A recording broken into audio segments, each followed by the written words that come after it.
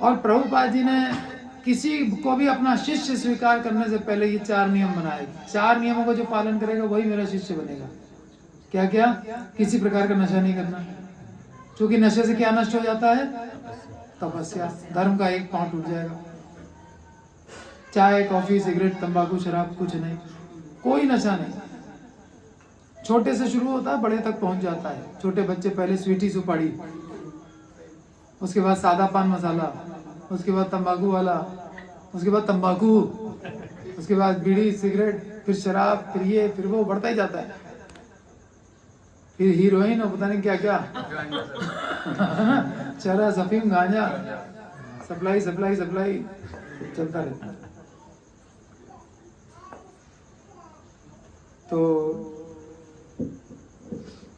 किसी प्रकार का नशा नहीं करना, इवन चाय भी नहीं। दूसरा, किसी प्रकार का मांसाहार नहीं करना, इसमें मांस, मछली, अंडा, लहसुन, प्याज भी नहीं, तमोगुणी कोई चीज नहीं। और तीसरा, पराई स्त्री को माता जी मन से मान करके रिस्पेक्ट करना, जैसे अपनी मां की करना। तब कौन सा बच जाएगा? कली का पांव, पवित्रता, ठीक है। और मांसाहार नहीं करने से दया, और नशा नहीं करने से तपस्या, और चौथा क्या है?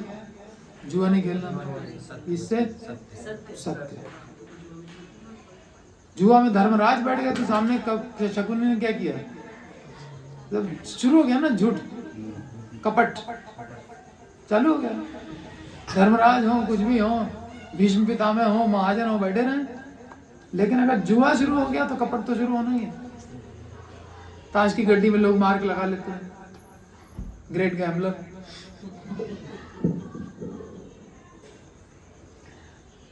तो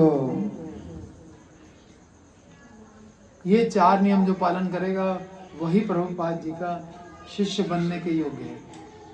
और उसके बाद अपने आवश्यकता से अधिक धन का संग्रह जो नहीं करेगा वही व्यक्ति कली के प्रभाव से बच पाएगा। अदरवाइज कली तो अपना प्रभाव दिखा देगा उसके, तो बच नहीं पाएगा। तो क्या किया परीक्षित ने?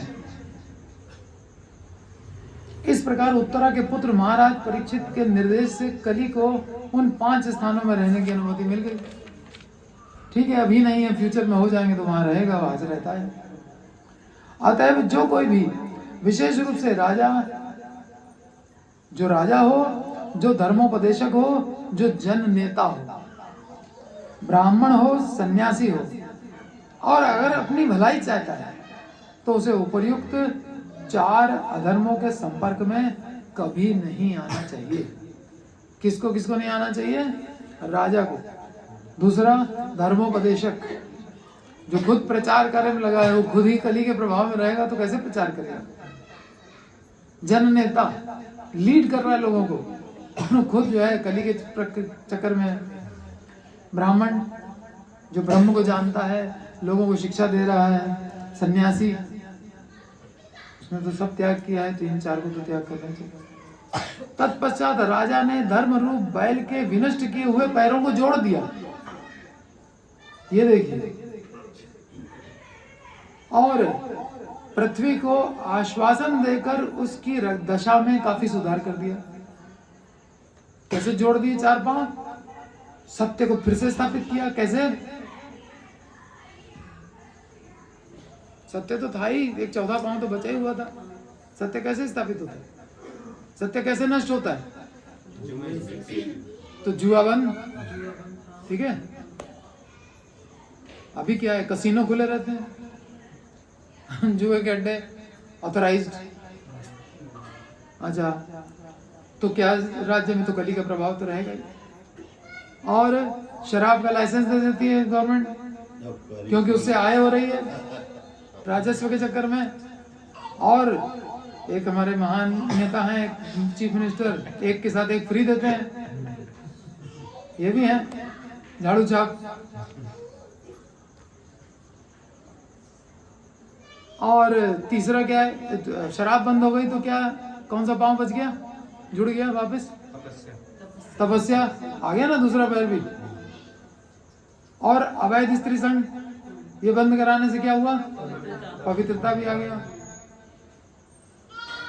सारे पांव इस तरह से जोड़ दिए और फिर हरि नाम का प्रचार चालू कर दिया, पूरा ब्रह्मावर्त बना दिया। जितना पहले करते थे उससे और ज्यादा करने लग गए। अब क्या होगा? अब कली का एंट्री होगी वहां पे? इम्पॉसिबल। इसलिए घर घर में कीर्तन होना चाहिए, भगवान के मंदिर की स्थापना, सुबह मंगल आरती, शाम को गौर आरती, फिर कभी कभी भक्तों को बुला करके हरि नाम संकीर्तन, हरि कथा, ये सब चलता रहेगा। कली के प्रभाव से बचे रहेंगे, नहीं तो कली का तो प्रभाव पड़ना ही पड़ना है, कहाँ बच पाएंगे।